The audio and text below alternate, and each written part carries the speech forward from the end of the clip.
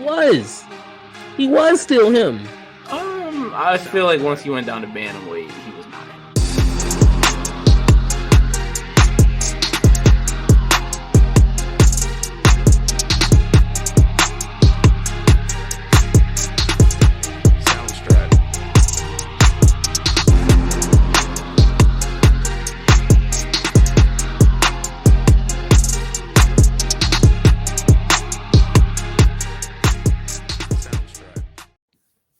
Road to Goal family, we're back in the building.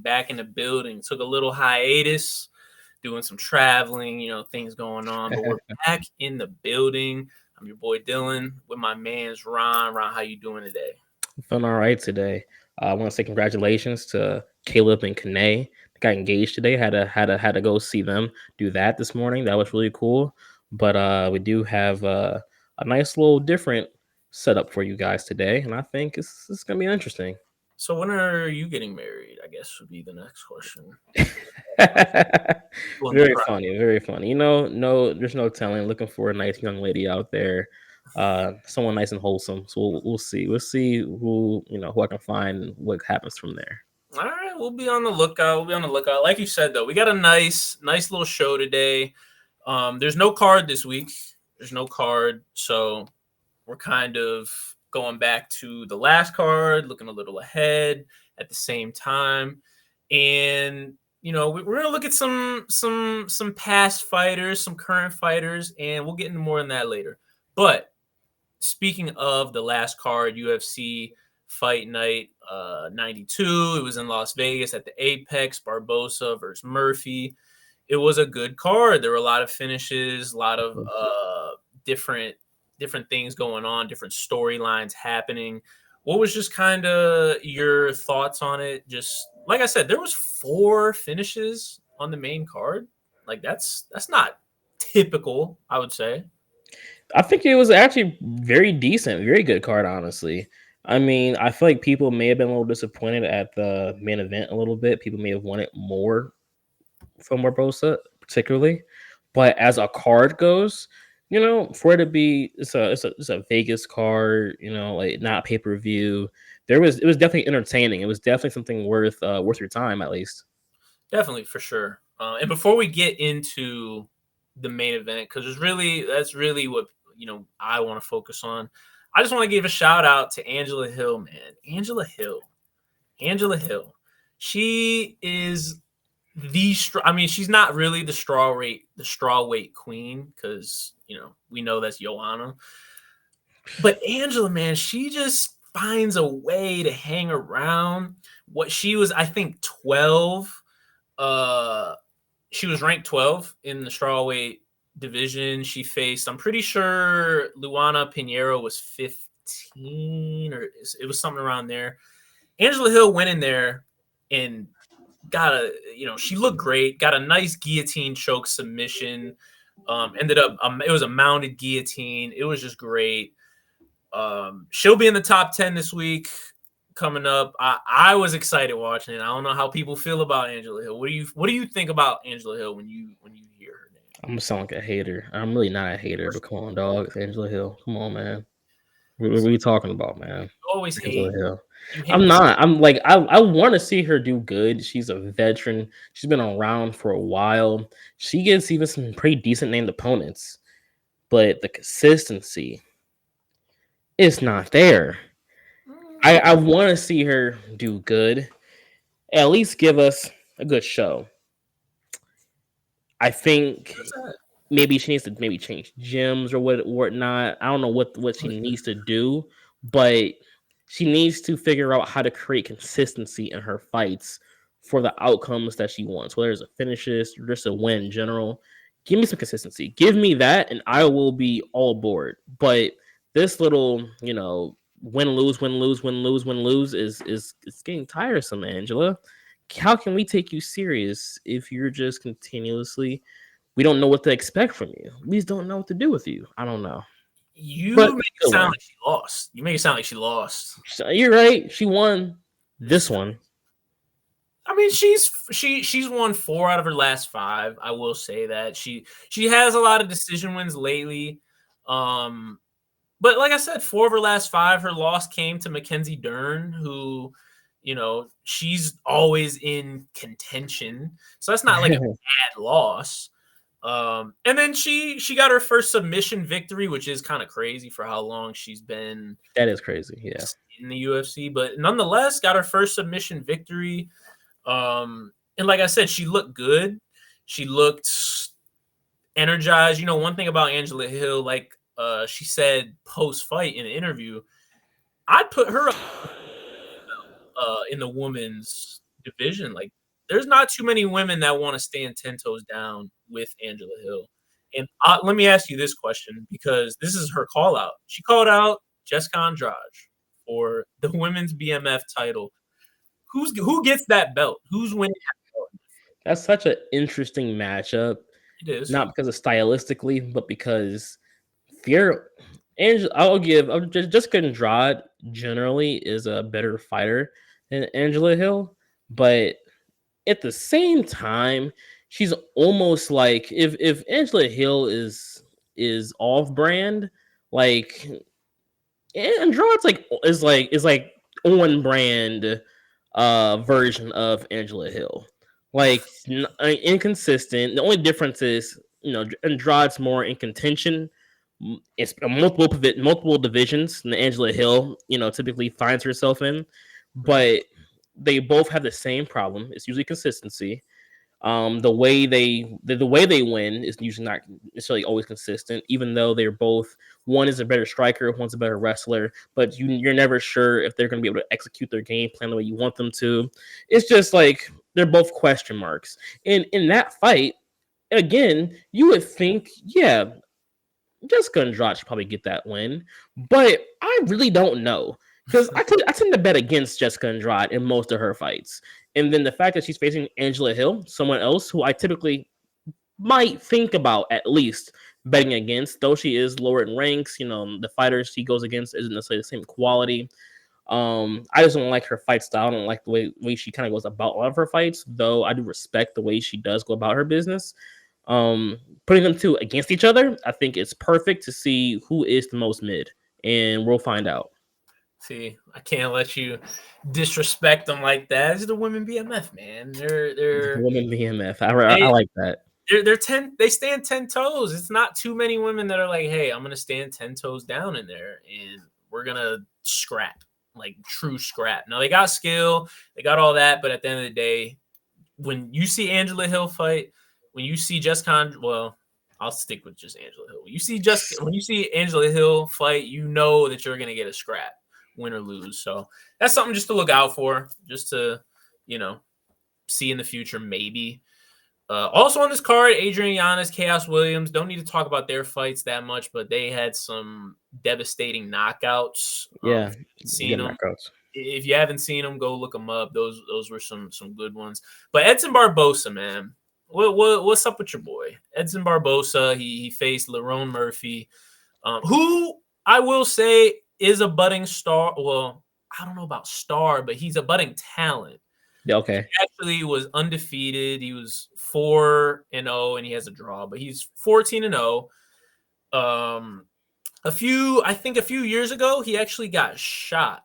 He literally got shot. And he recovered. He was out for a while, and he's making his comeback. And he went in there and he took care of business. I'm not gonna lie. What's up with your boy? Maybe it's age. Maybe it's just, I really don't know. Anyone who knows the history of Barbosa knows that he is a very capable fighter, but what he showed the other week was disastrous. It didn't look, nothing about it looked good. He was able to land some good calf kicks. Outside of that, there was nothing else about his game that looked like it could withhold a 3-round fight, let alone contention for a 5-round fight. Maybe it's just the age. I mean, we're coming to a different era of the UFC right now. A lot of young stars, I feel like, are starting to really blossom. A lot of the older guys are starting to either A, retire, or 2, lose. I mean, maybe it's just his turn next. I don't know. I wish he could have pulled up more of a fight. It really felt like out there that, I mean, respect to Murphy, that he won the fight for sure, but it felt like Barbosa lost the fight more than Murphy won it. It felt like almost anybody you would have put Barbosa against probably would have won that fight. And that's what it felt like watching that, because it wasn't much that was good that came out that fight. He had a couple good body kicks, but outside of that, there wasn't too much to really go off of. And it's weird because, like I said, he won his last two. He beat Sadiq Youssef. He beat Billy Yeah. Quarantillo, whatever. He beat him. He looked good in those fights. Before that, he took some losses to Bryce Mitchell and Giga, but he kind of was getting on the right track. And then to get outclassed by Lerone Murphy in that way was kind of eye-opening. And I will say, to your point, I don't know. I think Lerone Murphy won that, though. He took control. If you throw anybody out there, who knows what happens? But I don't know. I think Murphy went in there and took care of business. He did exactly what he needed to do. And it probably, let me see if he's ranked. He's ranked 11 now. So, things are looking up for him. He's looking at the likes of a Giga or a Calvin Kattar. Dare I say Aljamain Sterling? Probably not Aljo, but he's got some. Don't get me wrong, because I do think Murphy went in with the correct game plan, because he was able to close the distance. I think he realized early in that fight, Barbosa's going to go for his leg kicks. Leg kicks, body kicks are going to be there all day. I think he realized he needs to close the distance, not like hunt him down, not be overly aggressive, be smart, but make sure you continuously can close that gap. Make it a boxing match instead of a kickboxing match. And doing that repeatedly, he was able to get the better of Barbosa. I do, like I said, Barbosa, I want to give Murphy all the credit. But I can't help but feel like there was something that wasn't there for Barbosa. And I wish that he would have just, I don't know if it was camp or the weight cut or what it may have been, but whatever that thing is, I wish it was there for him to see what that fight would have looked like in some other universe, some other world. But going off of what we had to see, Murphy had a good game plan. He executed it very well. Barbosa just didn't get the job done. Well, it's also interesting because, like you've mentioned, Barbosa is on the older end of things, and he's making that cut to 45. He fought a lot of his career at lightweight and, couldn't get the job done up there. So he said, hey, why don't I drop down to 45? And he's had success off and on. But you got to start looking at things like the weight cut. Weight cuts only get harder as you get older. And when you get over that, 35, 36, 37 threshold, you got to really take stock in, hey, do I want to make this weight cut? Is it worth it? That's why we see guys like Conor, who he's talked a lot about. I could probably get down to 155, but do I want to do that? No, I'm fine at 170. That's why we're seeing him at welterweight. There's a lot of stories like that. Should Barbosa go back to lightweight? Lightweight's kind of sticky. It's kind of crunchy. It is. Very much is. So I don't know if we really want to. I don't know if he really wants to see the likes of well, he beat Dan Hooker, but even a Renato Moicano, Max Holloway, Gamrot, people like that. I'm not sure we want to see Barbosa versus those guys. But even if he did do it, I mean, let's just be honest, I don't see him winning a title. Is it like, do it if you're doing it, do it for the check, do it for the big fight, do it for you can still improve your legacy with good fights that ends and wins, but championship status, especially at lightweight, let's relax there. Yeah. But definitely figure it out. Figure it out, and your next outing will tell us a lot of where you should go from the rest of your career. I'm excited to see him still, regardless. I have a soft spot in my heart for the vets. I don't care. I know you're a vet hater. You're a young person, like you're trying to get them ushered in. Like, no, I'm here for the vets. I'm here for the Tony. I don't care. Tony could lose 20 fights in a row. Hey, I'm with him. You're tripping. Same way with Barbosa, Jim Miller, all those guys, man. Hey, I love Yeah, him. that's crazy. I want you to know that. Speaking of some of those guys, man, I'm excited for this next segment. It's something we talked about doing just because naturally in any sport, in any genre, it doesn't matter if it's sports, movies, store, like whatever brands, you form a top whatever list. Who's your top 3? What's your top 10? What's your top 20? Anything in between or over it. And it's the same in this sport, man. We're going to discuss our top 15 UFC fighters. Officially, the official list. Our official list. We're going to go through both of our lists. We both comprised them. We both made them. And let me just lay some groundwork for it. Like I said, this is just UFC. So we're not including people like Fedor, who in an MMA list would be in the top whatever, but never made into the UFC for whatever reason. So we're not going to include them. And you're not going to like it. You're not going to like it. That also goes for WEC. We're not including that in here. This is a UFC list. All right, So serious about to go, let's but let's that's just, fine. just put But that. It shouldn't affect too much. but you're right. But you know, we're also looking at skill and Yeah, accomplishments. for sure. Accomplishments and skill, pure skill and pure accomplishments. Those two things, how they work within each other. Yeah, we're gonna look at all of that. I'm very excited. Do you have any honorable mentions? Anybody that you just really wanted to put on this list that you just couldn't? I know for me, one guy I really wanted to put on there is Henry Cejudo. It really pained me not to put him on there just because he's triple C. I mean, double champ, won 2 belts and a gold medal. A guy I really wanted to put on there, just couldn't find room for him. Do you have anybody like that?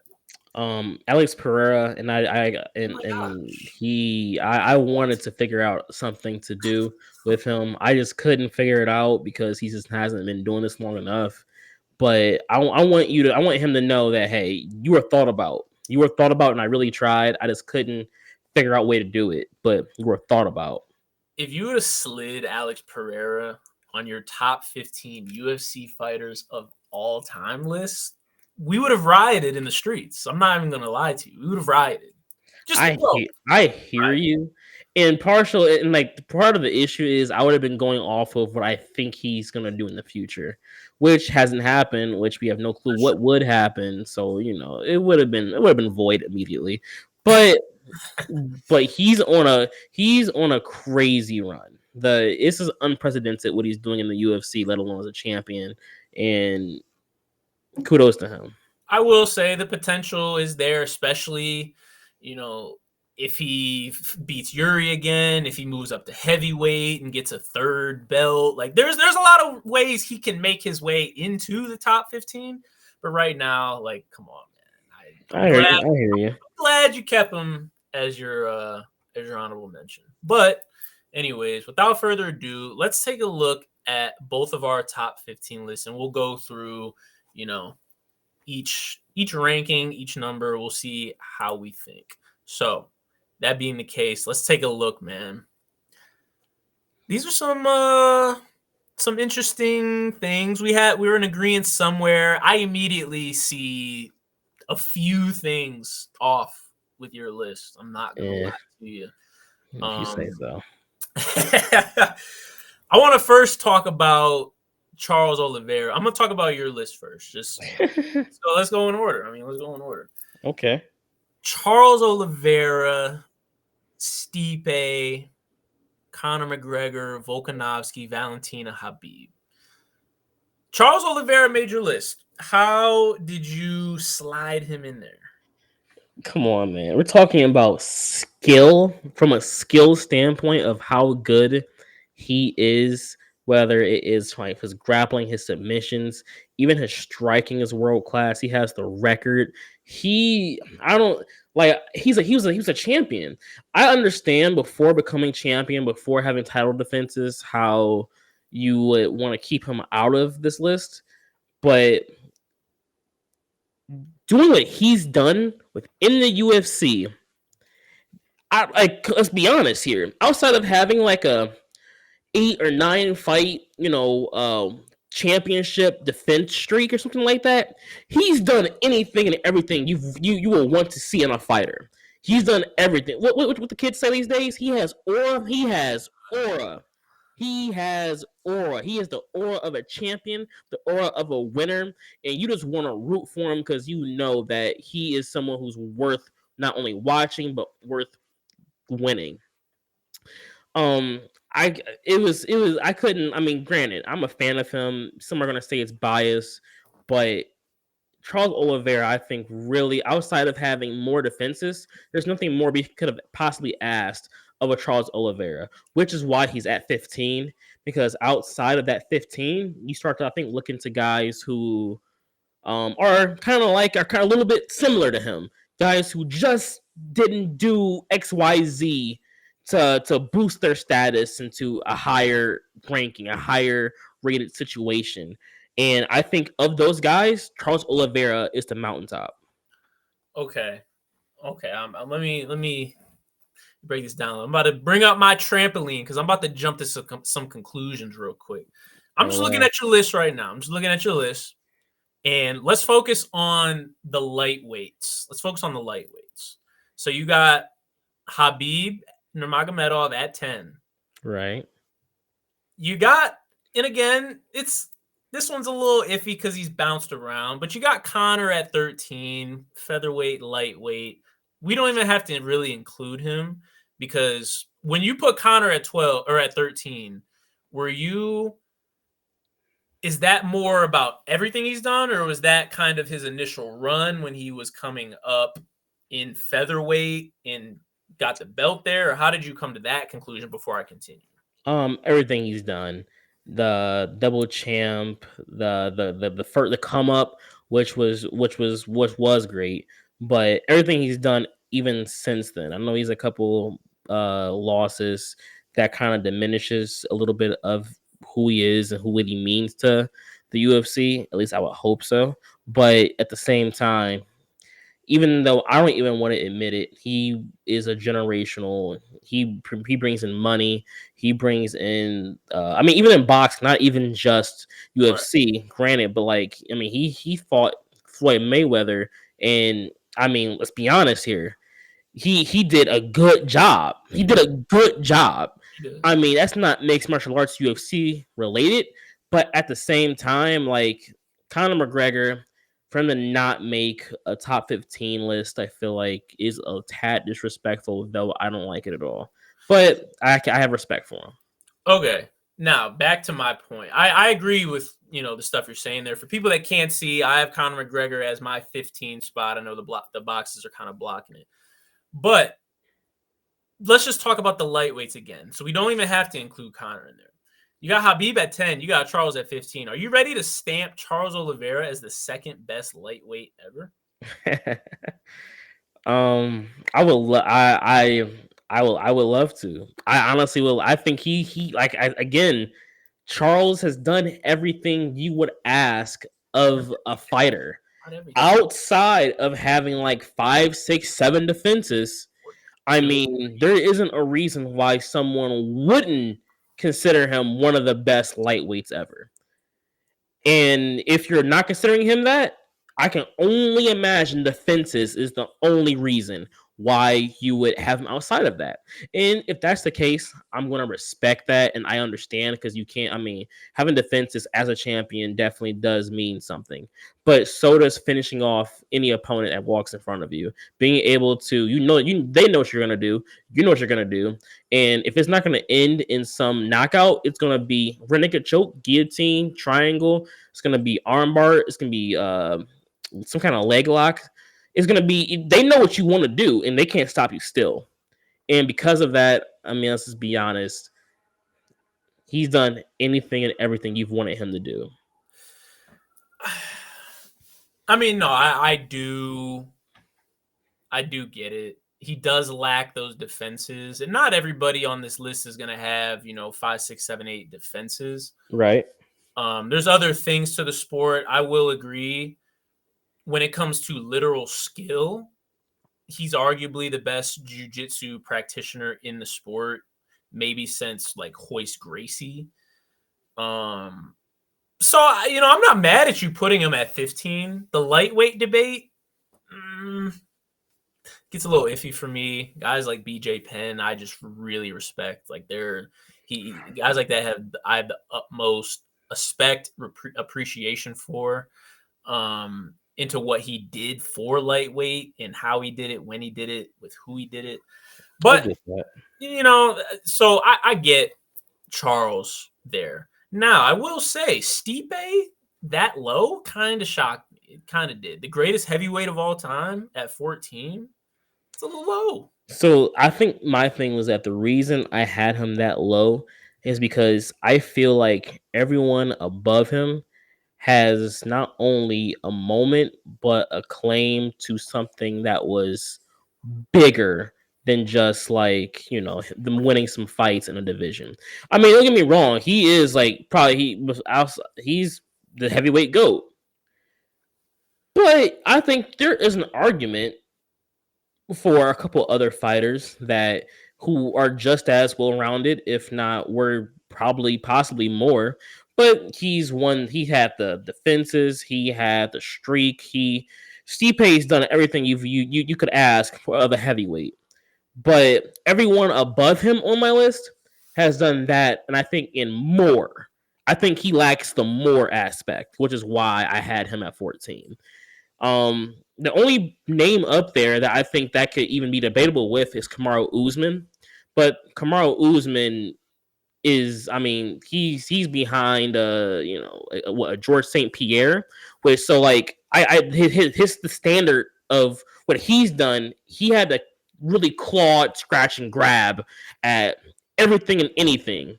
And it's unfortunate that George St. Pierre is the great that he is, but Kamaru Usman is another fighter that who you want to put in. He looked unstoppable. Anyone you put in front of him, it looked like it was going to be an L.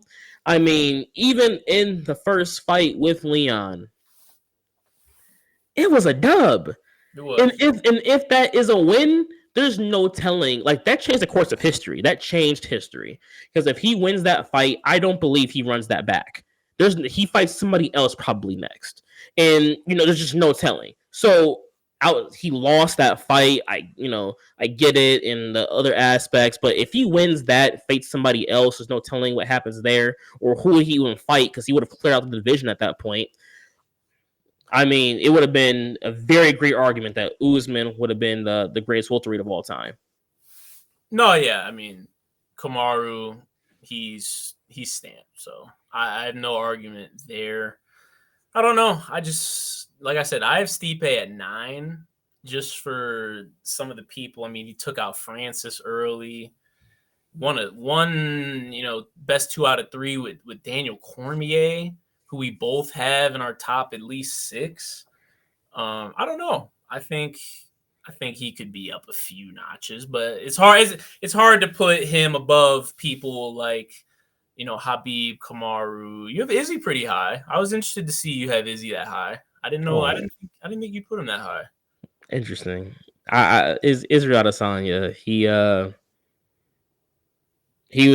was literally the reincarnation of Anderson. So he was new age Anderson Silva, and if it wasn't for his recent loss, I mean, I think he still gets regarded the same. I think people may sleep on him a little bit more right now because they think he may have lost a step or two, especially considering he has lost a couple fights now recently. But Israel Adesanya, without a doubt, skill-wise, is one of the best. It's probably skill for skill. Izzy is probably a top 3 to top 5 fighter in the UFC. For sure. And then not only he's fought some of the best and won, he has the defenses. He's added to some of those finishes people thought he was lacking a little bit. I mean, I think he deserved to be at least in the top 10. Interesting. I mean, I won't disagree there. I had him a little lower, and we'll get to that, a little later. But, interesting to hear that. Last question I have about your list, man. And I'm sure that everybody watching is probably wondering because that's the first thing I saw. Oh gosh, I know what it is. 6, brother. You got GSP at 6. outside of the top 5. You're lucky I didn't put him Wild. lower. That's kind of wild. Many regard him as the GOAT. I want you to know that. Many regard him as the GOAT. He is the greatest unanimous decision winner in UFC history. He does have some good title defenses. I think about this as like when you want to look back into basketball history, a main argument people like to talk about with Jordan is he was facing mailmen, garbage men, and like that's the kind of situation he was in. Takes nothing away from the skill of GSP. GSP and Michael Jordan both had all the skill in the world. They were ahead of their time, which does give them the credit, but I don't think skill for skill wise, he has seen what Daniel Cormier has seen. Respectfully to the opponents, Amanda Nunes has faced, what Amanda Nunes have seen. Demetrius Johnson has seen, Anderson Silva or John Jones. And I think those are all fighters that are at the least a bit, this roundabout the same skill level of a GSP. And then again, like I said, GSP doesn't get finishes. And I think finishes are important because the main thing about finishes is that it shows that consistent finishes show that you have the ability not to only put anyone out at any given time, whether it's by sub or knockout, but you're getting people out the way that wasn't worth your time being in there with you. Like, granted, I mean, you can get some unanimous decision wins that feel the same way, but a lot of George St. Pierre's game was take you down, you get back up, take you back down. He was a pretty decent striker. I'll give him that. He's pretty decent. I wouldn't call him one of the most elite strikers. At the time of him fighting, he was considered an elite striker. But even at that time, I mean, there was only so many names that you would really put him up against, striking wise, like Anderson Silva, John Jones, a Young Jones at that point. There was a Kane, a Santos. Like there were some fighters that I would say all had better striking than George St. Pierre. And George St. Pierre, again, not only doesn't have finishes, but you're taking your opponents down, they're getting back up. It becomes like it feels very lay and pray-ish. I do respect George St. Pierre and his skill to do the things he has done in his career, but at the same time, I think he has a little bit of that Jordan effect. He didn't face all of the best possible talent. He's lost to some talent that wasn't necessarily worth his time. And if he had some more finishes, he'd probably be higher. I just want you to know, but many regard Jordan while facing plumbers, because I'm of that crowd that thinks Jordan's talent was very inferior to him.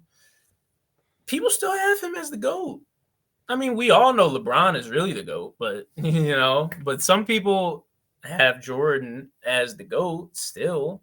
So I don't know if that's a knock on GSP. I mean, at that time, he still faced the guys of the guys. Like he beat Bisping, he beat Matt Hughes, Frank Trey. Like he's beating these people. So you're so right. He had not 9 defenses, 9 or 10 title defenses, bro. He's put him at 6, brother. He's facing Josh Koscheck. At the time, do you not remember? No, don't get me. I do. I liked Josh Koscheck. I did like him. So what are we saying? But there's a lot of people who like Danny Ainge too. Danny Ainge, isn't Danny Ainge a Hall of Famer though? Like, yeah, I get what you're saying. Obviously, the talent level nowadays in 2024 is going to be higher than the talent level in 2010. And I see, and that's my point. I think it's okay to admit that and also be able to say that for his time, he was one of the best fighters we've ever seen. But as talent gets better, as these newer fighters do what they do against their opponents who were better opponents, and their skill level is also on the same par as a George St. Pierre, naturally, you have to put them above. I don't see how you don't. Like, being the first doesn't make you the best. I think he was one of the first greatest fighters in the UFC. And that is very respectable. Very. Hall of Famer because of it, and I wholeheartedly agree.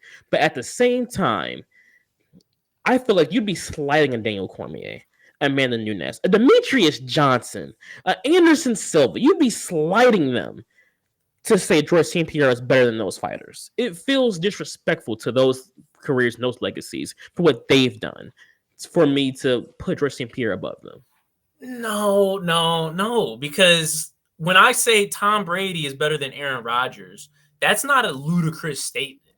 That's not something where you're like, what? They were in the same era. It's different. It's different. How? But how is it's the similar thing. You're trying to say that because of his style, because of how he fought, that's talking bad on, on his skill level. Or even a different example. We could even say a Joe Montana. Joe Montana's he's okay. Older thing. It's not crazy for me to say Joe Montana. I would feel like most people probably have Joe Montana at number 2 on their all-time list. I still people are wrong. And I think that, I mean, we can all have opinions. We can have opinions. You can have your own opinion, though. But that's not my point is that's not a crazy thing to think what Joe Montana, he played in, 19 whatever. It's not crazy to think that because he played then, his talent was quote unquote inferior, to think that he's better than an Aaron Rodgers, who that doesn't feel, we think has slightly disrespectful. Like a modern day guy who's seeing crazier looks, seeing more speed, seeing situations that a Montana has never seen, and then out there accomplishing it, winning multiple MVPs, doing something that literally Montana has never seen or done before, and being like, yeah, Joe Montana is better than him. Like that feels a little ludicrous. I feel it's slightly disrespectful to an Aaron Rodgers and or to Demetrius Johnson and Daniel Cormier. And Amanda, it feels disrespectful for that to be the case if you're doing that just because we want to remember how George St. Pierre fought Josh Koscheck. How George St. Pierre fought, was it Matt Serra? How George St. Pierre fought like these other names. Like, I get it, and it was dominant. It was a great finish. It was a great fight. It went to decision, whatever happened in the fight. But at the same time, Daniel Cormier fought goons that were crazier. He showed more skill. He went through more adversity, and he got the job done, became double champ, a whole different, like, come on, man. Like, what are we talking about? Like, kudos to George St. Pierre and what he did for his time, but understand that time has came and gone, and now people are going to overlap you, and that is okay. But you're keeping guys like Anderson Silva in your top 2. What are we doing right now? What are we talking about? Your argument. You just said people of his time. You're talking about how his time, they're in the same time. I completely hear you, and I understand that. But Anderson Silva, I think, even skillfully was a better fighter than George St. Pierre, because George St. Pierre's wrestling, don't get me wrong, was really good. He wasn't finishing guys like Anderson Silva was. So he had Anderson Silva. But I want to say, quote me, I'm possibly wrong here. Before there was a John Jones with the most title defenses, there was Anderson Silva with the most title defenses. Like, Anderson Silva has done more, I would say, than George St. Pierre has done, and that's why he's number 2. They both have damn near the same amount of title defenses. I don't know how many Anderson has, but I know it's not. If it is more than 9, which it might be, it can't be that much more. Where it's like, I'd agree. And I'm not even but trying. He has the finishes too. I'm not even trying to talk bad about Anderson, because I clearly have Anderson at 3. So I have Anderson highly revealed. But when you're talking about your argument that, George, for his time, he was good and he was beating guys like Josh Koscheck, Anderson was doing the same thing. If you throw Anderson in the UFC today, obviously he's not going to be as good as he was in 2000, whatever, in 2008, 9, 10, 11. He's not going to be as good. That's just a fact. That's just sports, though. That's just how sports are. You throw anybody in an era in 15 years, they're not going to be as good. He has the finishes though, where where George St. Pierre didn't have those finishes. He showed his dominance. And not only did he show the dominance, he was playing around with the dominance. He was taking the first 2 rounds of a lot of fights off and then coming back to knock people out. People were saying that he may be going through a situation where he's so dominant for what he's doing. It may be unfortunate that he feels this pressure to get knockouts, that he gets to take the first round or two off because he wants to showboat, talk to the crowd, and talk to his opponent and do these things. That he's essentially bored in there because for so many fights he was so dominant. Not only that, George St. Pierre has the longest title reign in UFC history of 2,457 days. The longest. You know what? I'm sorry. I gotta go to some stats because, like, I feel that's crazy that we're trying to compare Anderson Silva to George St. Pierre. George St. Pierre, don't get me wrong, is a great fighter, but Anderson Silva We weren't even comparing them. definitely. I've done more than George St. Pierre has. We weren't comparing them. I was saying your argument about timeline of fighters, about time periods. In that time period, he did more. It throws off Anderson's whole thing. He did more in that time period, though. He did more in the time period. But I'm saying he shouldn't be as high on your list if that's such a big criteria for you. Guys like Demetrius Johnson should be theoretically too. I understand, and I understand why I get that. I would understand why someone will put Demetrius Johnson at 2 over Anderson Silva. But I wouldn't put DC over Anderson Silva because he's not as accomplished as Anderson Silva is in his own time period. Though he did fight, I would say, in a harder time period against crazier fighters in heavyweight and light heavyweight. I would say that he doesn't have the finishes, nor does he have the same accomplishments as Anderson Silva was able to do in his time period. The only thing you can go off of is the fact that he was double champ, the fact that he fought some crazy fights, and the fact that, I mean, he's also a Hall of Famer. And that's all you can judge off of. That's the only thing you can give Daniel Cormier the same, if not more, than Anderson Silva. Outside of that, there's nothing about Daniel Cormier's career that I would say was better than Anderson Silva's career. George St. Pierre doesn't have that same argument. George St. Pierre's argument is title defenses and what years of maybe dominance, possibly. Maybe that. We're not gonna act like he wasn't dominant. He might not have got the finishes that you want, and I understand that part of the argument. If he would have gotten a few more finishes, we probably would look at him just in a different light. But we can't say he probably bro. He was dominant. He was very dominant. It's not like he had split decision. Like he was 50-45ing people. That's, for what it is, that's dominance. He wasn't losing a bunch of rounds. He wasn't doing things like that. So I get what you're saying. I wish he would have got more finishes too. But we can't say he wasn't dominant. He was just doing it in the most lay and pray way. He was winning in a 3-round fight. He was winning 2 rounds by just wrestling you and not grounding pounding, not getting submissions off, just being on top. And you may have won 1 round and he won the fight.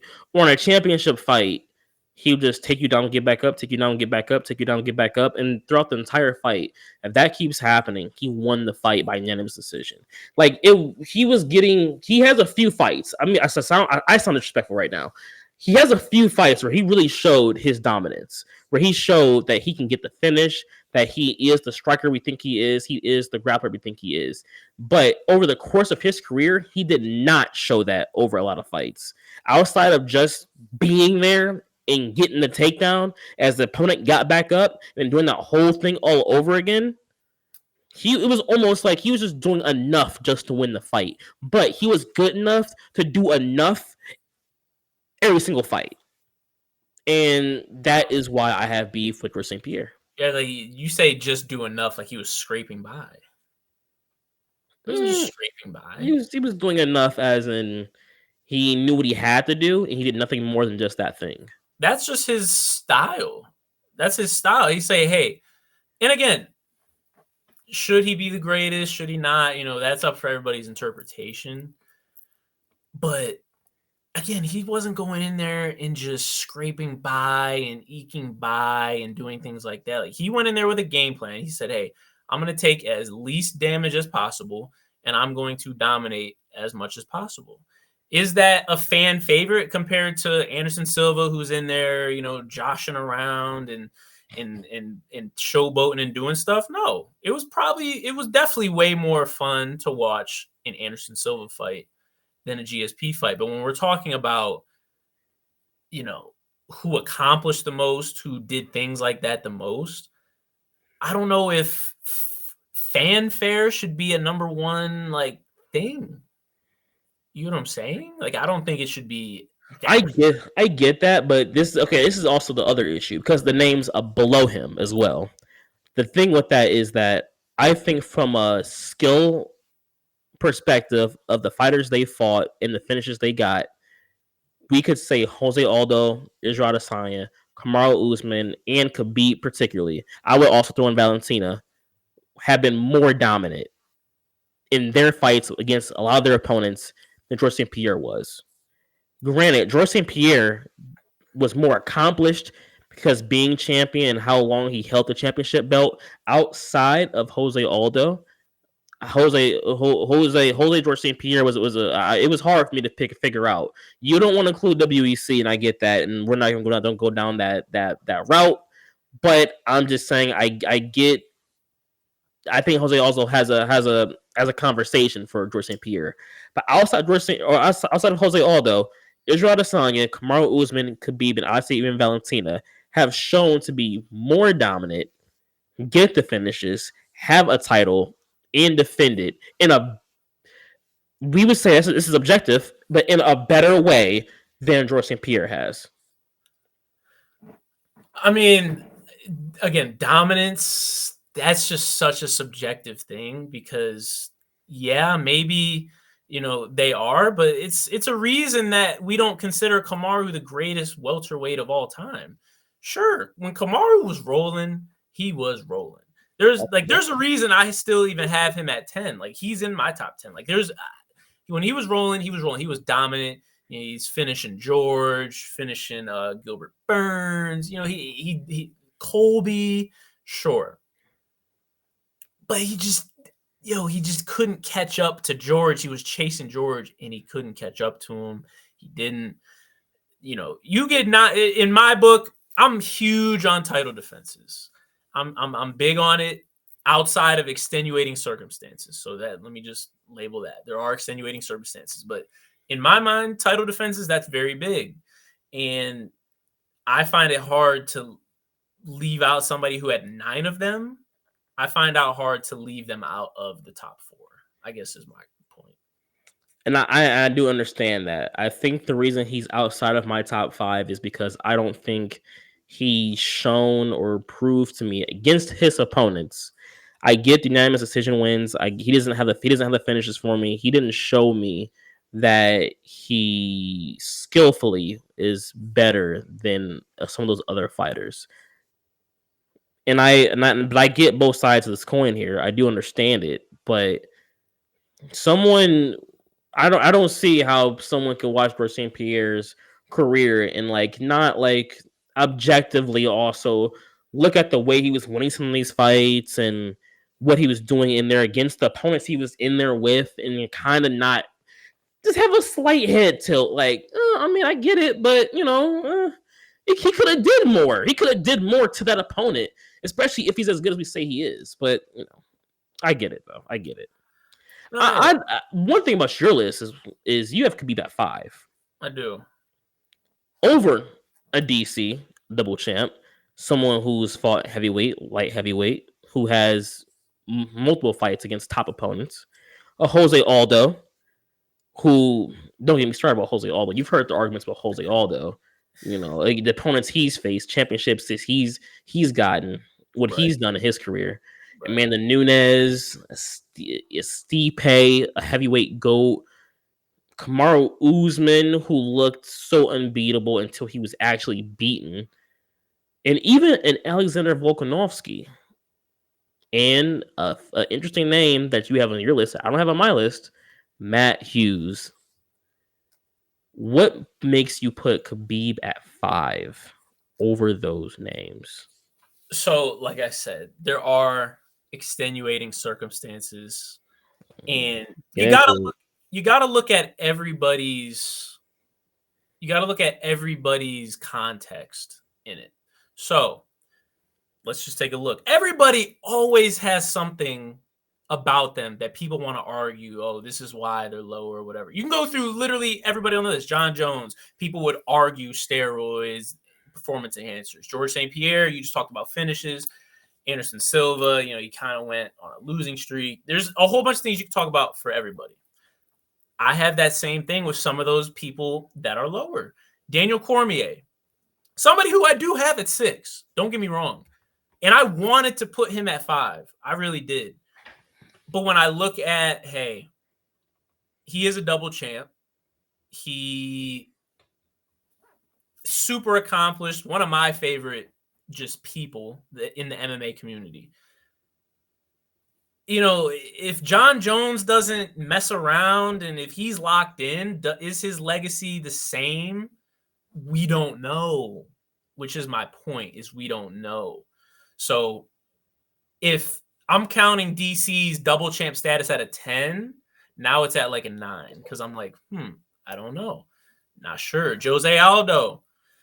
Again, if we count WEC, he's probably in my top like 3. But I can't do that. That's not the argument here. It's not MMA GOAT list. We're talking about UFC. And we don't even need to get in because the nitty gritty of the WC versus the UFC, we talked about it, whatever. That's why. Guys like Kamaru, like you said, Alexander Volkanovski, Matt Hughes. I want to talk about Matt, the most disrespected, disregarded, underrated welterweight of all time. Guys like that, they just weren't as dominant. Khabib, in my mind, is the most dominant UFC fighter we've ever seen. And I don't know how anybody can argue that.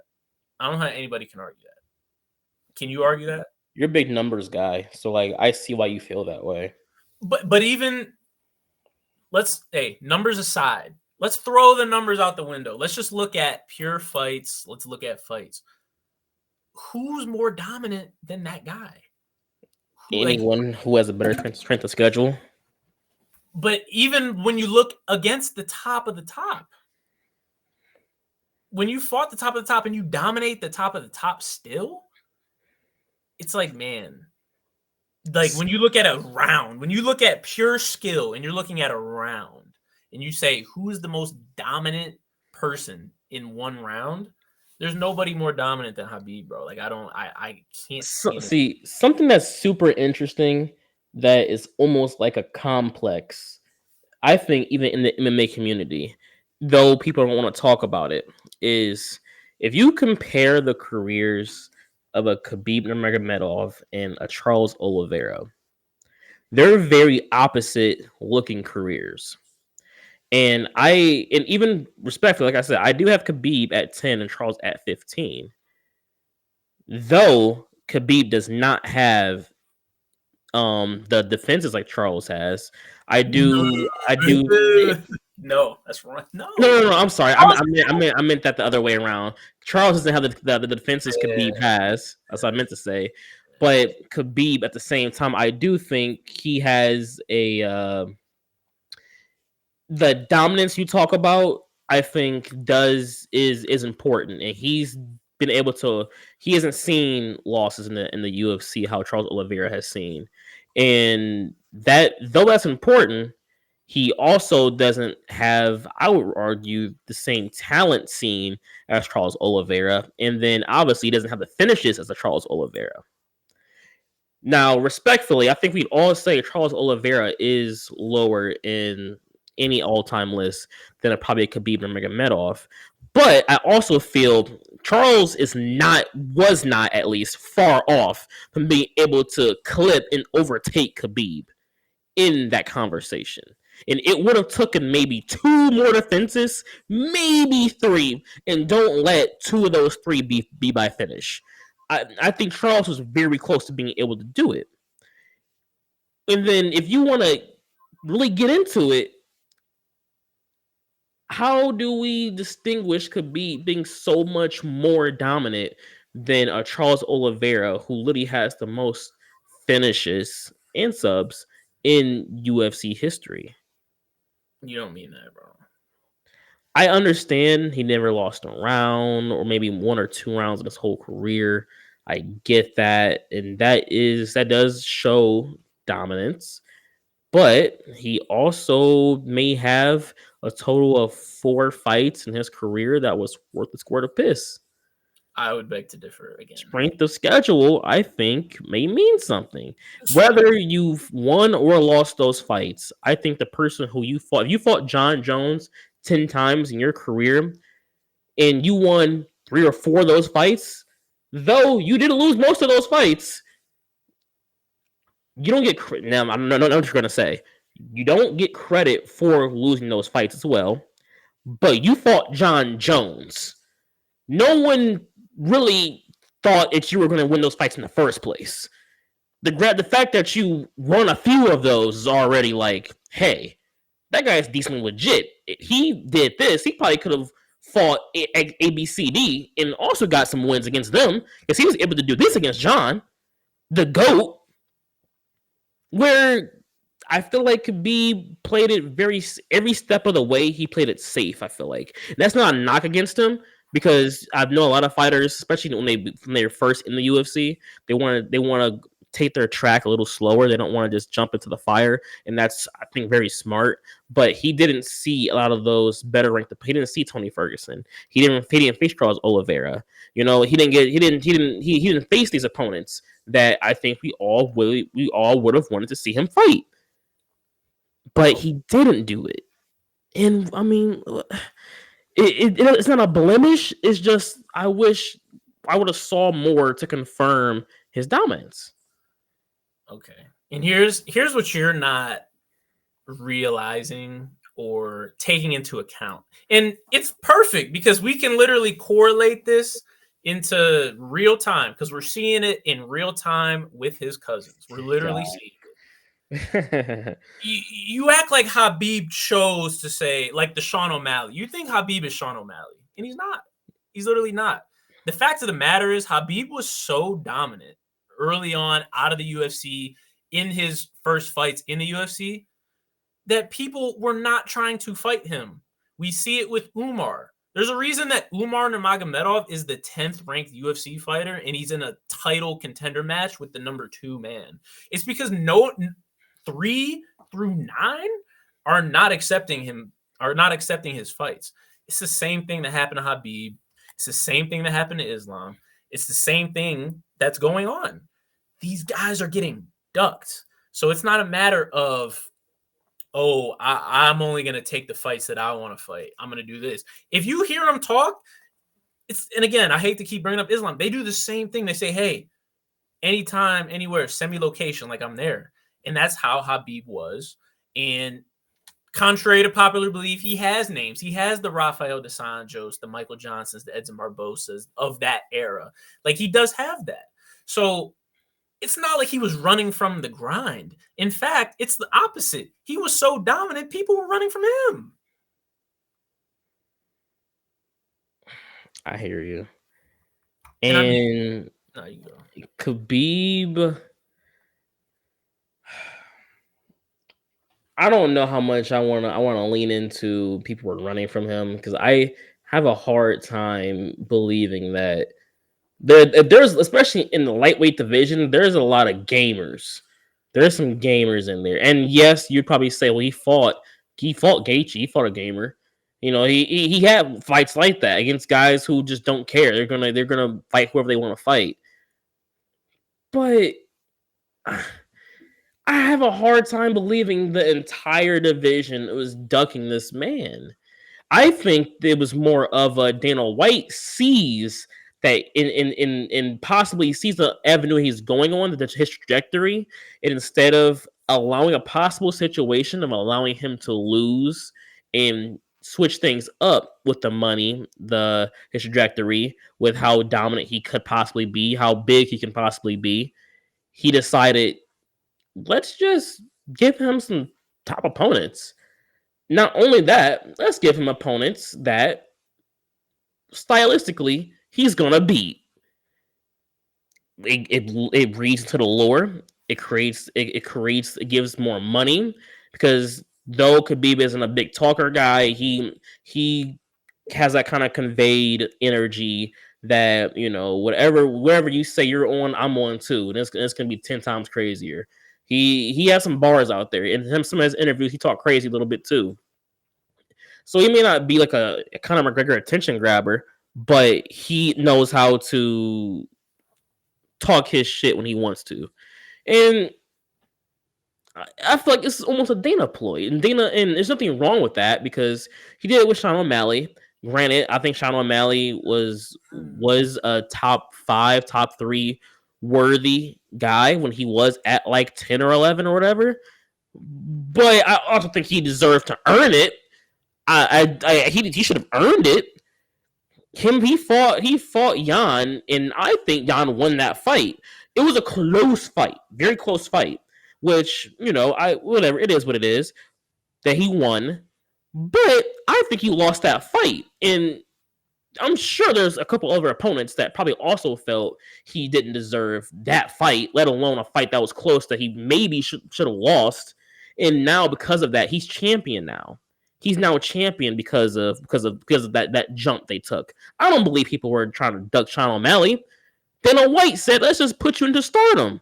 Dana didn't say that though. Sean said that. Sean said, "I'm not fighting anyone in the top whatever. I'm fighting who I want to fight." That's what he said. I'm saying Khabib didn't say that.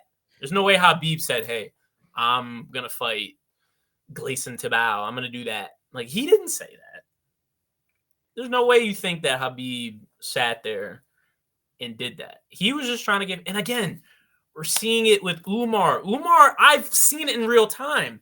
I see him call people out on Twitter. I see people call him out or I see him call people out on Twitter about fighting. Like, I see it in real time, and I see people duck him.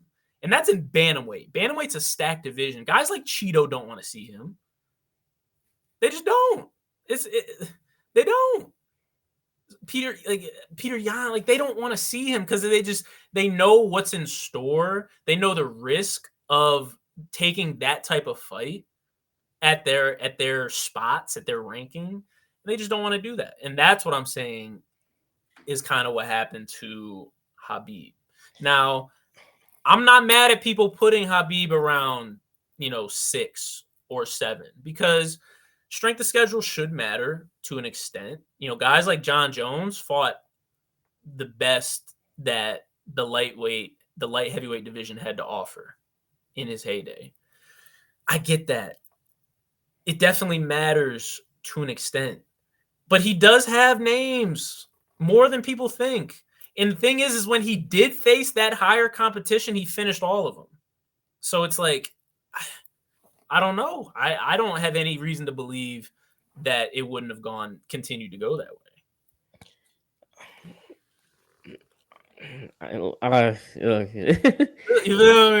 Sure. Like I hear you. The main problem, with this argument is there's no way to really argue back and prove it because he hasn't fought those kind of guys. And if people are taking fights with Merab, I get it. He may not be the same striker as the cousin is. You said who? Umar. He might be the same striker that Umar is, but if you're taking a fight against Merab, I can't imagine why you would be ducking Umar. Like, why? That they're almost the same type of fighter outside of Omar being a better striker, and I get that. But that whole wrestling, that whole dominant style of how they go about their game plan is almost the exact same. Merab is just a little more reckless with it because he's going to go for a takedown by any means necessary to get you to the ground and try to ground and pound. But I can't help. There's no way to prove my points because we're seeing them being just thrown into fire against good opponents. 2, Dana White, I don't even think would admit that he's doing that, even if it was the case. But it hasn't happened yet. And then 3, the simple fact of I get Khabib is statistically one of the most dominant fighters to ever, kind of like go in there and do it. I just would love to see what would have happened if he would have fought Tony, or if he fought a Charles. Because you can say, oh, he would have definitely beat Charles. Islam beat Charles. We can say that all we want. We don't know that. We don't know that at all. And the fact of the matter is, Charles is one of the greatest submissionists and grapplers also of all time. Like, yeah, 100%. If the fight goes to decision, Khabib wins the fight by decision. Charles doesn't win fights by decision. If that fight ends in some type of stoppage of any kind, most likely there's a good chance that Charles is the winner of that outcome. And we don't know what would have happened. We never saw it. Tony too. Tony, who never taps when he is in a perfect submission, who is a good striker, who has good takedown defense, who is one of the best, fan favorite, entertaining, and he's skillfully good. We didn't see the matchup. It's so much that we don't have information on that could have proved your point so much better, and I would have nothing to argue about it. But facing a Daniel Cormier, facing what the fuck am I just saying? First, facing a Dustin Poirier or a Justin Gaethje, and that being the icing on the cake does not convince me any more than anything else would have. I mean, I don't know, man. I hear you with the Tony. I'm sorry. Like, I understand the Charles. Like, I can't hear you with that. Like, I can't hear you with that part. Talking about this guy's funny because he only doesn't hear me because he lost to Islam. No, that's the only reason he doesn't hear me. It's because I told you, like, their styles clash, and I'm picking that style every single time with that caliber fighter over a Charles, and that's just me. So I can't hear you there. The Tony, I will hear you because I really wanted to see that too, and we should have got it. And COVID ruined literally everything. Even before that, we should have got it. So I hear you with the Tony aspect. I would say that's the only fighter of that time that it just didn't work out. I don't know who in today's lightweight climate, like, I don't know who would really, like, would Armin get him out of there? Like, I don't really know who. It'd be a good fight. It would have been a fight worth seeing. Yeah, I mean, sure. Any fight at that level, I think, would be worth seeing. But, I mean, do I think Armin is the one to dethrone 30-0, 2-0, 34-0 Khabib? No. Beneil Dariush. 18 of those fights were against nobody, so I don't like that. I don't like what you did that. I said his record. I'm saying his potential record if he kept going. Like, it doesn't matter how many more people. It never would really be enough because they would say, "Oh, at the beginning he was doing this." If he beats Beneil, if you throw Beneil in there, does that make it any more impressive? Like, no, it doesn't. Because it's like you use Beneil strategically because you know how people feel about Beneil. So I would say pick somebody else because you know how everyone feels about Beneil. So I would say pick somebody else. Like who? I guess in the lightweight, like Michael Chandler. Like, is a Michael Chandler dub for Khabib gonna increase his stock more? No. I get it. It would have been just nice to have him. Even regardless of how you feel about the styles, even though Islam didn't necessarily dominate Charles when it came to grappling in their fight, seeing him fighting a guy like a Charles, seeing him fight a guy like Tony would have really stamped him into the league that we want to put him in.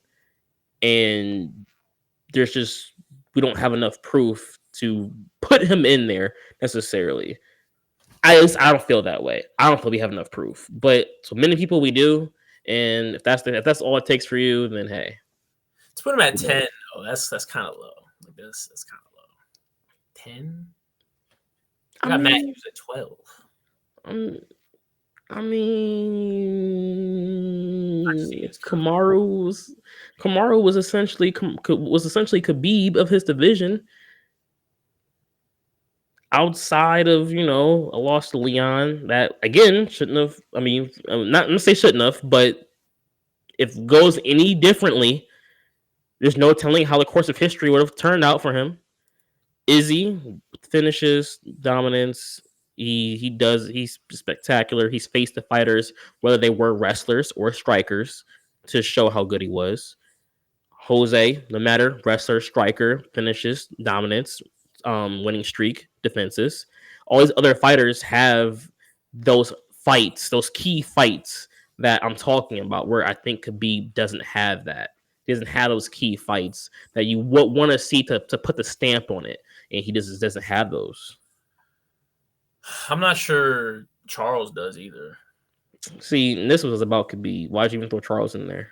Because I see how like you argue like one thing, but then you look at it and he's just the easy target because people give him so much credit for taking on da da da da, and it's like I don't know. I mean, if you want to give credit for losing, then it's like sure, like Oh, here can we go. we can make a bunch of different people's we can put a bunch of different people on this top 15 list, but Well, that guy who lost also became champion, has the most finishes and subs in UFC history. So it's not just the fact that he, won or lost certain fights. He was able to accomplish the ultimate goal and maintain one of the hardest possible records that we don't know when it will, if it will ever be broken in the UFC.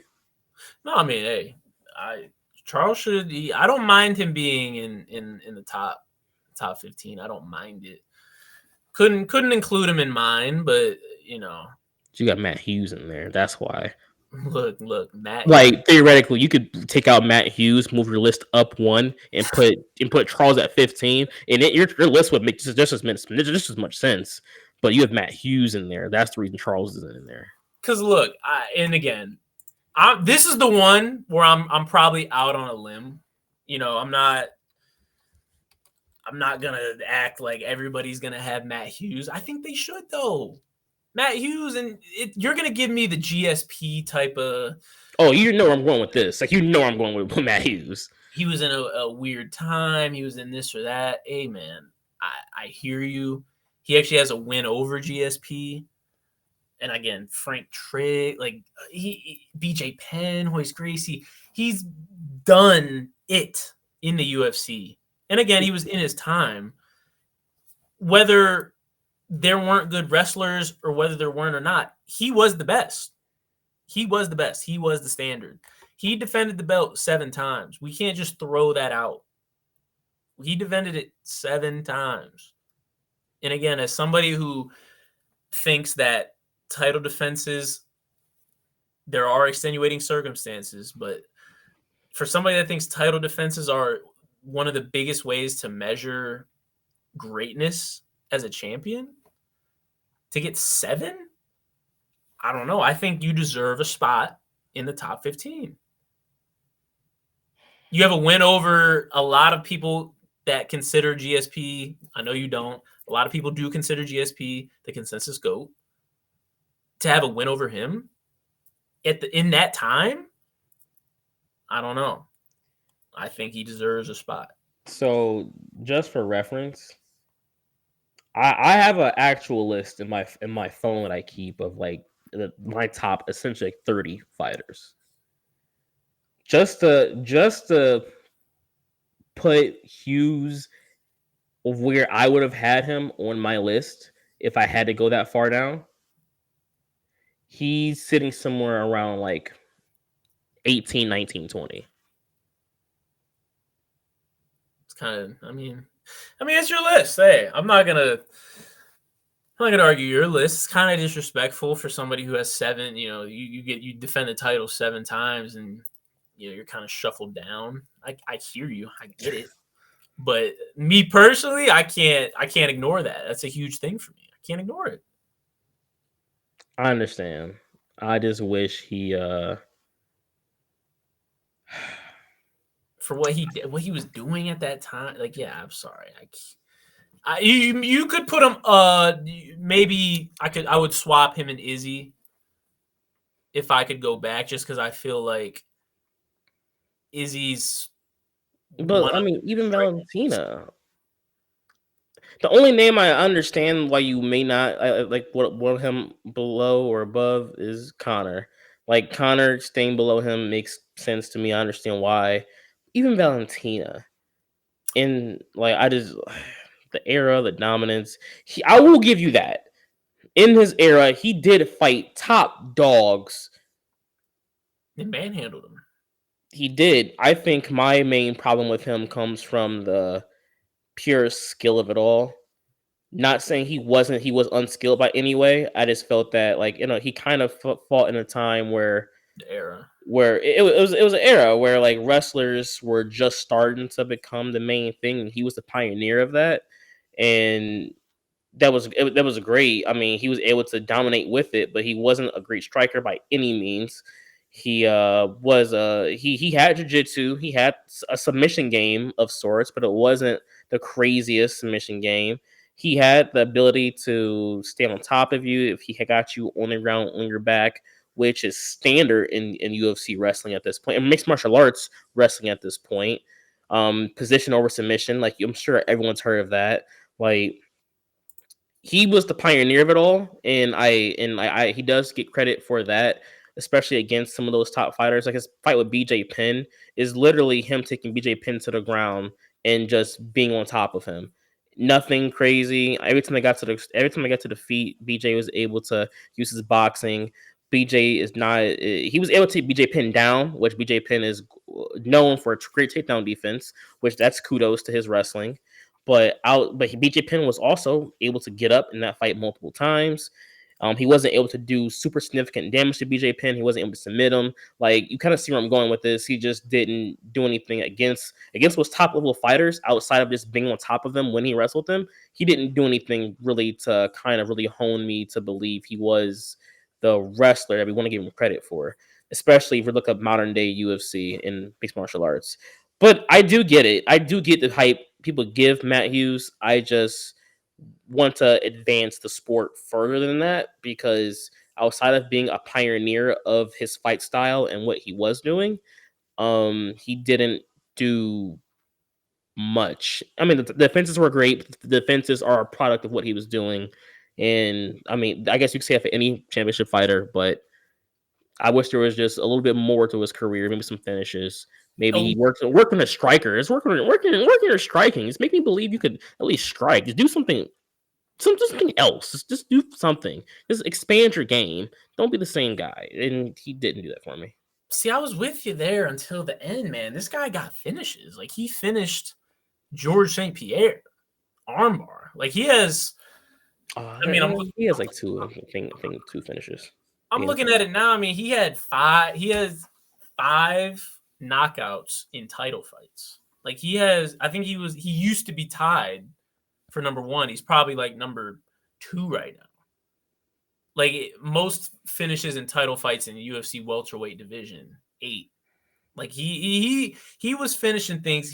I wish, for my own sake, I wish George St. Pierre had Matt Hughes mentality.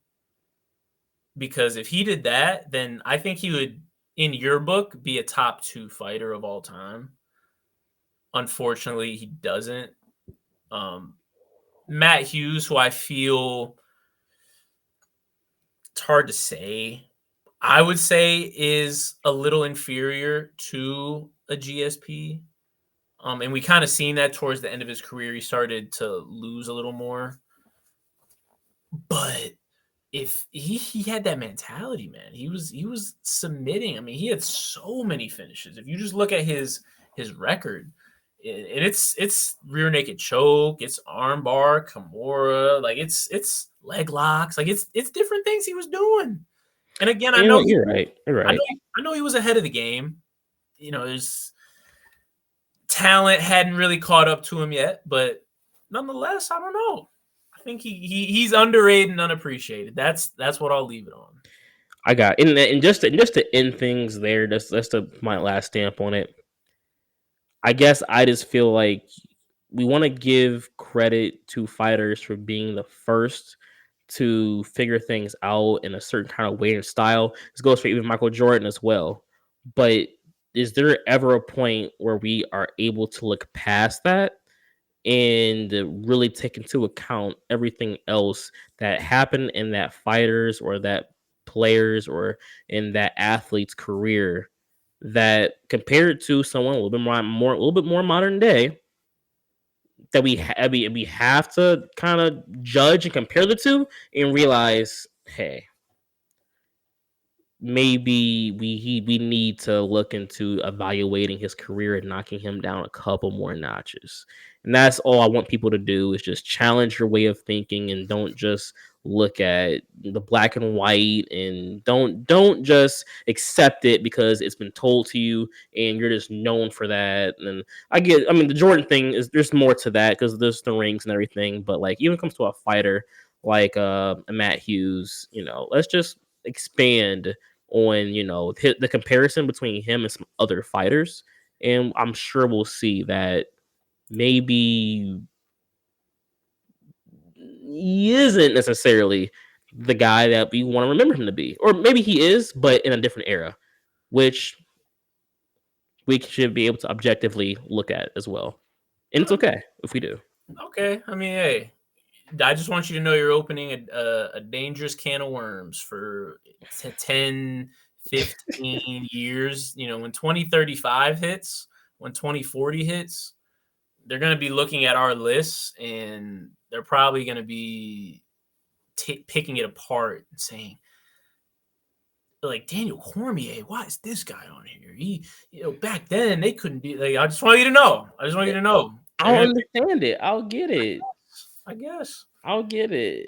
If the next generation is out here facing the best, they're showing that they can. I don't know what the next level of what we're seeing right now is. It seems like the fighters are so good. I mean, how can you evolve even further? But assuming there is an evolution again, whatever that evolution may be, if that is what's prominent and what is the norm in mixed martial arts, and there's fighters going through that to win championships, to win belts, and that yada yada yada, hey, I'll get why DC should be lower on your list. I'm gonna understand it. I guess, man. Is there anything else you wanted to go through on your list, on my list? Anything that stood out? I think we were in agreement. Some places we had Jose at 7. We had Kamaru around the same spot. We had Volkanovski around the same spot. So there was definitely some overlap. John Jones, we haven't talked about John Jones at all. If he's not number one consensus on your list, then your list shouldn't count. Literally shouldn't count at all. It should be void. Like, I get, because what I can already hear some people saying he took performance enhancers and he did this, he did that, he 12-6 elbow. I'm sorry, like I am not hearing you. I want to sound like a fanboy when I say this. I'm just like a fan. I'm prepared to sound like a fanboy. Oh boy. I don't think there is any fight, no matter how you want to go about, the enhancers or the 12-6. I don't think there was any fight John Jones didn't go out there and he fought, and he fought to the best of his knowledge as honestly as possible. I think he truly, because the one time he was popped, he genuinely did not know. But everyone knows John Jones used to be a partier, took some bad pills that were from China. They do a whole bunch of stuff in that warehouse. There was like a super low dosage of whatever that enhancer was in that medicine. He got popped for it, and that was one of the L's, or that was one of the disqualifications to DC. But in the record books, it goes as, oh, he was enhancing. Like, I truly do not believe he did that with the sole intention of, I gotta get stronger, I gotta get bigger, I have to cheat to beat DC. I don't think there was any fight he's ever won about trying to go out his way to cheat to win it. I do not believe that at all. No, I mean, I don't know. John is a wild boy, so maybe I feel like I want to also agree with you and say that. But nonetheless, I mean, even if you throw out his fights with DC, or his fight with DC that got overturned, like, because that's when he got popped, I still think his resume speaks for itself, the things he did. And to do that at, what, 23, at such a young age, you're the UFC champ at 23. Like, imagine like Chase Hooper right now being UFC champ for like 10 years. Like that's kind of crazy to conceptually think about. Like that's wow. That's what John did. He was 23, came in, got the belt, beat everybody, beat Leota, beat Rashad, A good Leota, a good Rashad, a good beat, Rampage. beat You could Rampage. talk about their age if you want to when they fought, but they were in good shape. They were in good form when they fought those fights. The only fighter who was around the same age and was able to do it similarly to as long is Jose Aldo. But people want to discard some of his career. But hey, I'm just saying Jose Aldo's the only person you can talk about who did it. Well, this isn't a WEC podcast, so I hear you there. Hands up. Hands up. Nonetheless, let us know what y'all think about our list. If you have any, if you want to even debate it, hey, I'd be open to having a debate about lists. We could even extend it. Because it was hard to do a top 15, right? Like it was hard to leave some people up. I would love to go top 20 and top 25, get some of those other names in there. But I mean, I don't know. I think, and it's hard because I also always want to adjust it. That's facts. That's facts. I'm like, well, maybe I could put him up here, down there. So, no Ronda from you. You didn't put Ronda on there. Come on, dog. Don't get me started on that one. You could have put Ronda on there, man. I thought about it. I really did. Just based off of pure legacy, like I wanted to make a case for it, but I couldn't. I get it. If you want to put the legacy in the mix of everything, but come on, man. Ronda. It would have been too. It would have been too legacy focused. And she's a quitter. She's also a quitter. You know who else is a quitter? But okay. Well, if you know, you know. But yeah, that's good, man. I wanted to talk just quickly. Wanted to talk about some MMA news. My boy from City Kickboxing, Carlos Olberg, he is replacing Khalil Roundtree in UFC 303 on the Conor McGregor card. He's going to face Jamal Hill. That's kind of wild. I'm not going to lie. Like when I saw it, I was very shocked. It made sense though. It made sense because like we say, Khalil Roundtree, he got, he used a bad supplement, kind of what we were just talking about with John Jones. He got popped. He took himself out. So the UFC was kind of left out to dry. They needed a light heavyweight on short notice, relatively short notice for a card like that. And Olberg just had a fight. He looked great. And he was undamaged in that fight. The fight lasted like 12 seconds. And he didn't be damaged against Alonzo Menifield. So it looked like in hindsight, it makes a lot of sense why they did it. But this is quite the step up. This is quite the I would say so. What are you thinking about it? Just stylistically, this is super interesting because we know what we would have gotten out of a Roundtree versus Hill fight. I think Hill would have been a tad on the back foot a little bit. He would have had to be a little more skillful in his approach. Roundtree would have definitely went about trying to just decimate him the best way possible. But I think that at the end of the day, Jamal Hill being as powerful, being as good of a striker that he is, he probably would have came out with the win there, just because Roundtree is a little more aggressive, if you want to use, in his approach. But Olberg isn't that.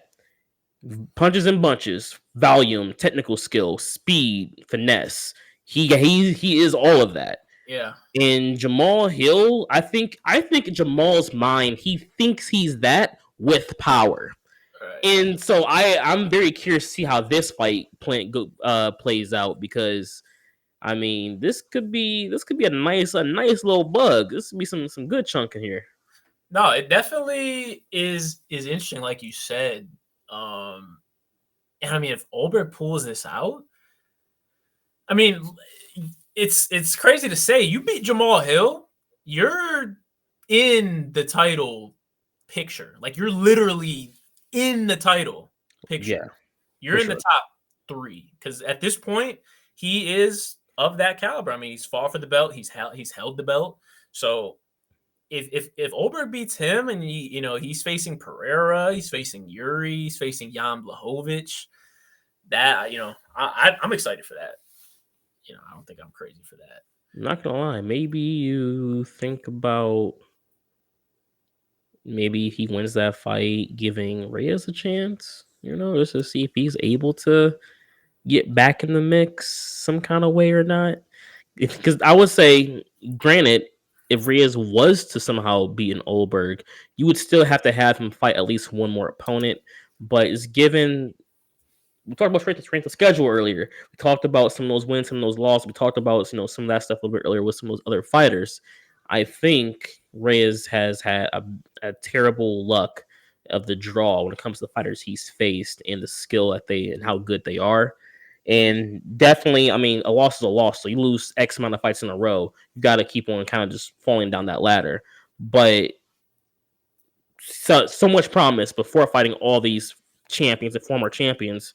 Maybe you have him fight a top ranked guy just to see if he is still of that caliber. I don't know. I'm just kind of throwing something out there that I would like to see because I do like Dominic Reyes. I think he's had a bad draw at how everything's kind of worked out, but there's ways you can go about that. No, for sure. And I mean, Dominic Reyes, he has a fight with Dustin Jacoby coming up in about, I think it's on June 8th. It's on the Louisville Fight Night card. I'll be very locked in to see him back in action because you're right. If Dom pulls out a win in June, Oberg goes out and wins, they probably wouldn't line them up just because I think if Oberg beats Jamal, they're gonna put a jetpack on him and yeah. Especially in light heavyweight, a division where historically over the past couple years has been weaker. Like they're gonna just try to immediately just let's try to make this division relevant again. Let's just put someone in that light. Like so, yeah, I get that, and rightfully so. But for whatever reason, even if Oberg loses this, I say you line him up with Dominic Reyes. If Dominic Reyes wins this, if Dominic Reyes loses to Justin Jacoby, I'm not gonna lie. It might be time to pack it in, save your brain, especially if he gets knocked out. Like, I don't want to see that. Yeah.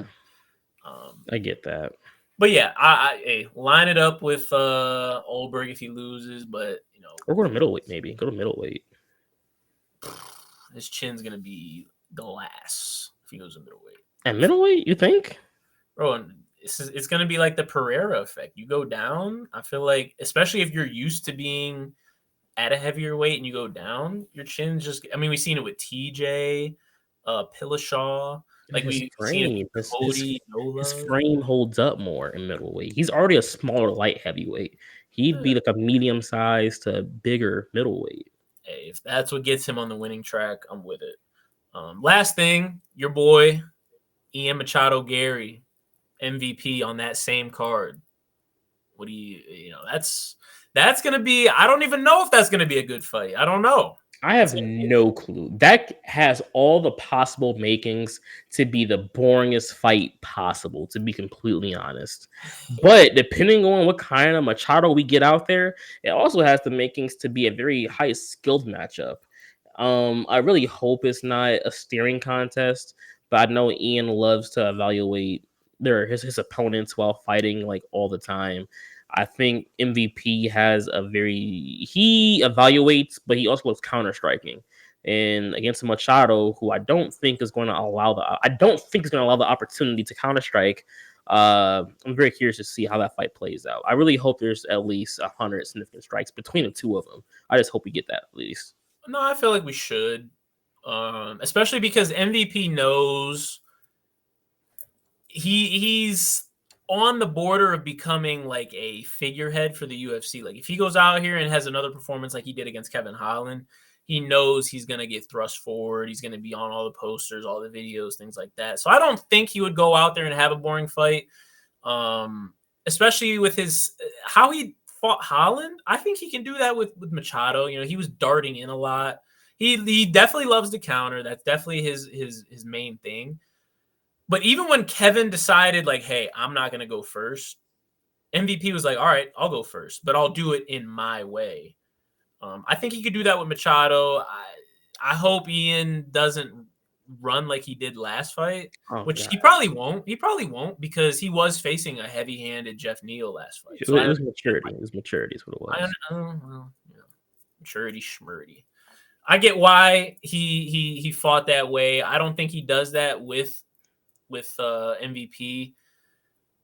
I feel like it could be though, like we said, it could be kind of when people were talking about MVP versus Wonder Boy, how it's just kind of two opposites stalemating.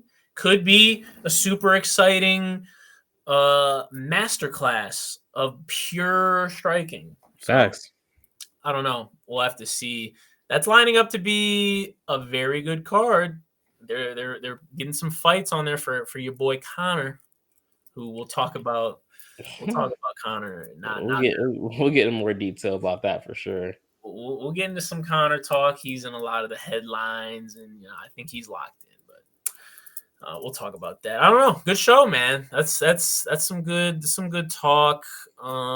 Like we said, if you want to shoot us your lists, would love to talk about them, even debate them. Hey, if you think Habib shouldn't even, if you think he should be 10, hey, tell me why. I'll probably out debate you, but tell me why. Just do it.